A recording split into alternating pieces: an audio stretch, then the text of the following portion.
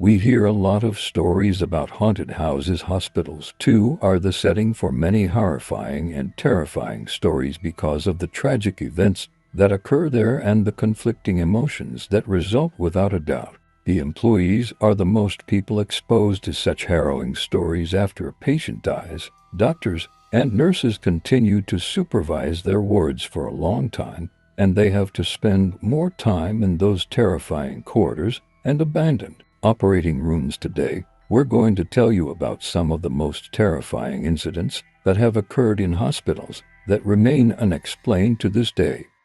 If that's your first time here, I talk about some real-life stories and discuss some interesting topics, so if you like these kinds of videos, please subscribe and activate notifications. Let's start.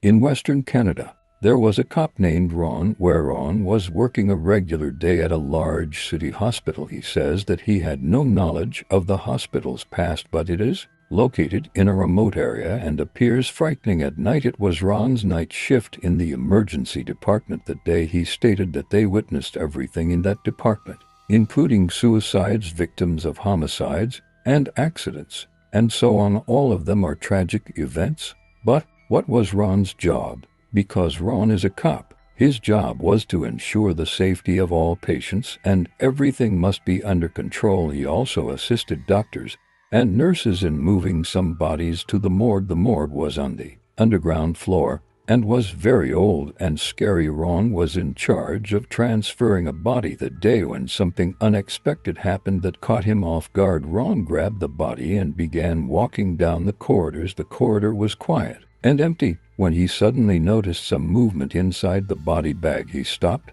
and focused his attention on the bag, and he wondered if it was a hallucination or if the bag actually moved. Then he said to himself, "But the patient is dead, and I was with the nurses when he died.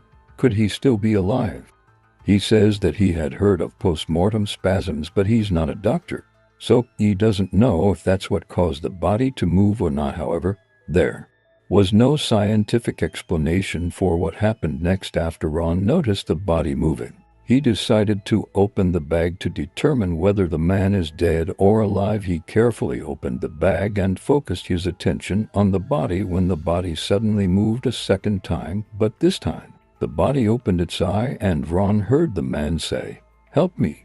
The voice was low and muffled. Ron screamed and called the doctors. He told them that the patient wasn't dead, but rather alive, and that he had spoken with him. The doctor examined the pulse with his stethoscope, but what was more terrifying is that the man is already dead. He's completely dead, and there's no sign that he's still alive. So the doctor told Ron that he's probably hallucinating and that he should get some rest, but Ron claims that he is certain that the voice he heard came from the body and that it really moved. So the doctor took over the body and Ron left the shift despite the fact that it hadn't ended yet, but he really might have needed some rest. So once Ron got in his car, he began to think about it, and he wondered, why did that guy ask for his help? And barely a minute had passed when his train of thought was interrupted by a phone call. The phone call came from the emergency department, informing him that there was an emergency in the hospital and asking him to come quickly. The sirens were activated. Ron noticed. Ron began inspecting the hospital. After he had entered it, the lights at the reception were turned off. Ron began to hear muffled sounds coming from inside the building. He felt like someone was watching him the entire time, but the odd thing is that no one was inside the building, or, to be more specific, in the place where he was. Ron approached the source of the sound. He was shocked to see the doors open and close on their own. He went straight to the inner hall and checked to make sure no one was there, but he had a strong feeling he was being watched. You probably know that sensation of being watched. However, Ron returned to the reception hall and he was surprised to see that the lights were on when they had been off just a few moments before. It started to get scary. The doors were slamming shut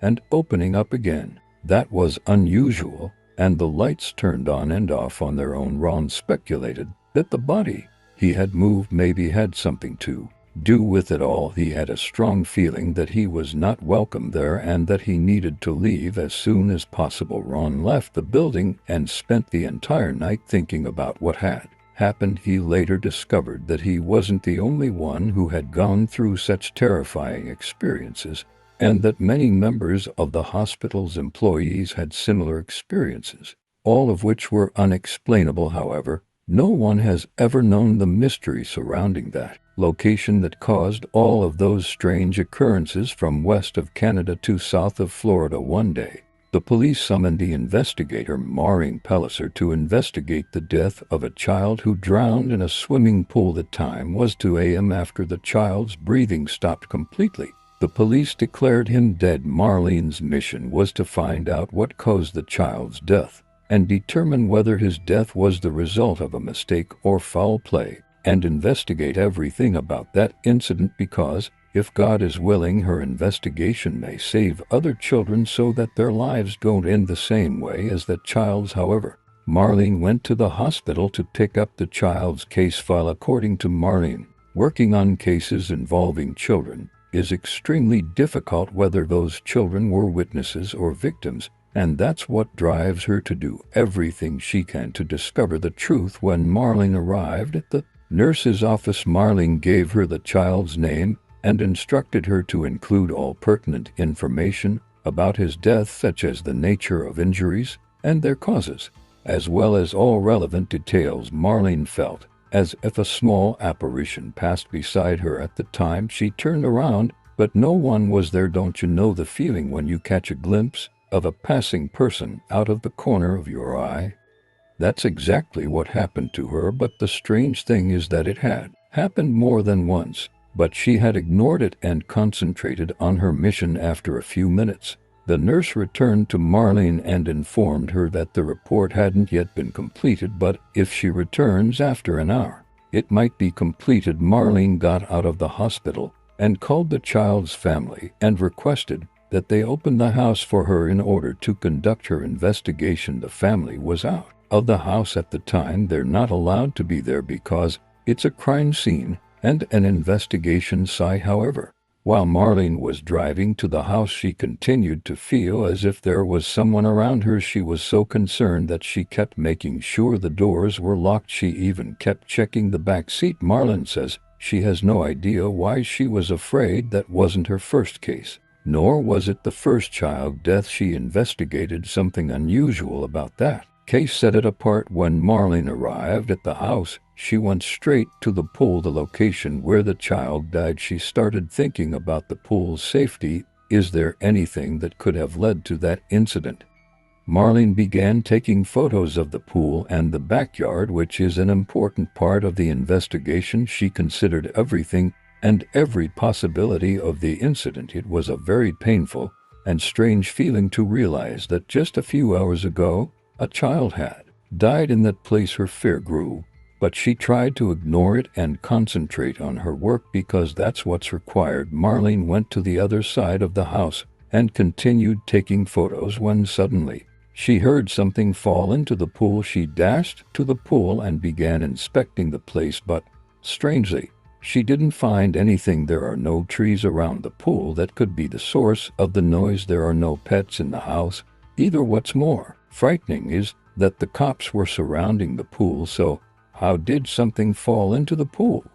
How strange. Her greatest fear was finding someone hiding inside the house because it was very dark, and she sensed something unusual going on. She proceeded to the opposite side of the house to continue her investigation, and then she heard something fall into the pool for the second time, but it sounded heavier this time than the first one. She described it as if someone had fallen into the pool. Marlene immediately went to the pool and she looked around, but nothing could explain the noise she had heard. Marlene took a step back and realized there was something going on, but she couldn't leave until she finished her investigation, so she decided to go inside the house and continue her work. The house had 2 stories. No one was around because, as we previously stated, it was a crime scene. Marlene began taking pictures all over the house when she was startled by a noise near her. It sounded more like footsteps, as if a child was running upstairs again.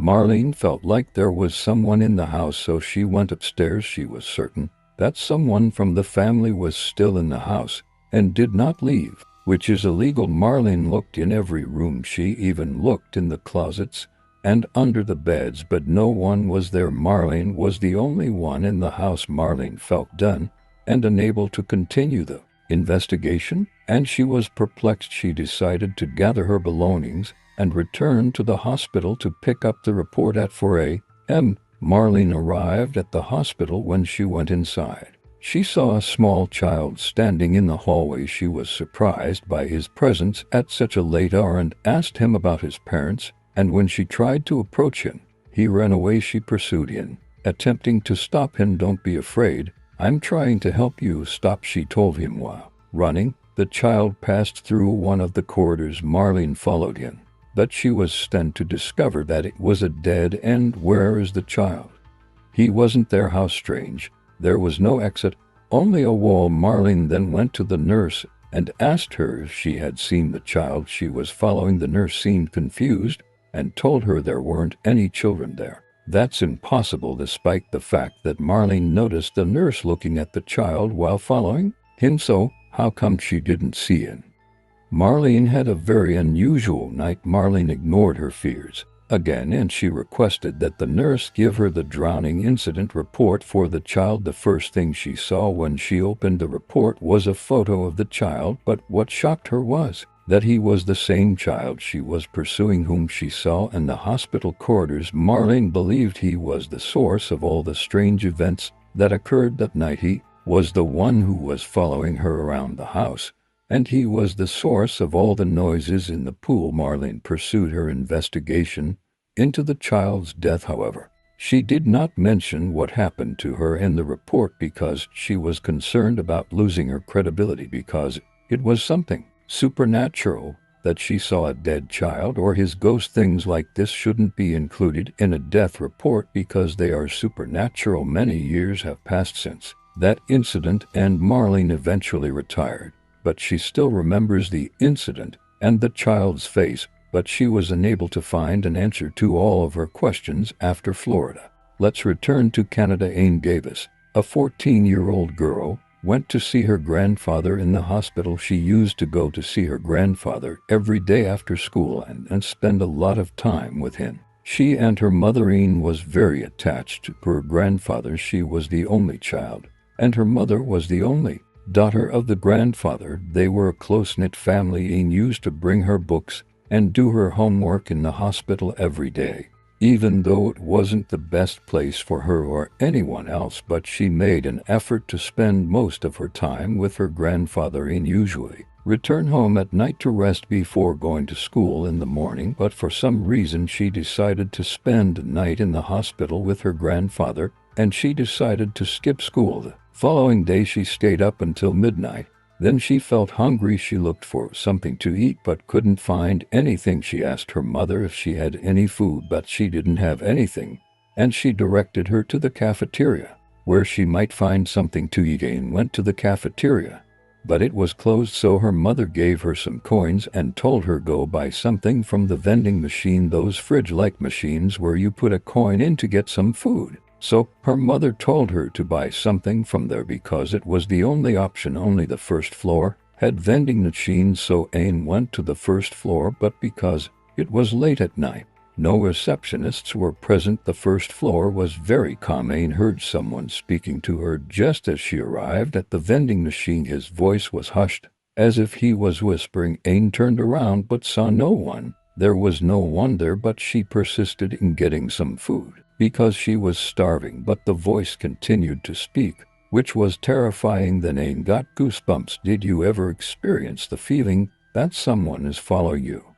That is exactly how she felt, and she heard someone say to her, "Leave now." So Aine rushed to the upper floor, and she felt as if something was dragging her to the voice's source. She eventually made it to her grandfather's room, where she stood motionless when she saw a long shadow leaving the room. Slowly Aine entered the room and was shocked to find out that her grandfather had died. She had the feeling that the shadow belonged to her grandfather. Aine's mother also reported seeing the same shadow leave the room. Investigators of supernatural phenomena explained that all of those occurrences were caused by the souls of the dead, and those souls were roaming the hospital for some reason. However, because these are true stories as told by witnesses who experienced them, what do you think is the logical explanation for what happened to them? Do you believe it was because of evil? Or perhaps they were just illusions in the end? There still are many mysteries in this vast world, and many supernatural phenomena that we are unable to explain. I'd appreciate it if you could share your thoughts on this video or these 3 stories with me. Have you ever had anything similar happen to you? I hope you enjoyed today's video, which has now come to an end. If you enjoyed it, please like and share it wherever you can if you wish to support me, and thank you very much. The better is yet to come.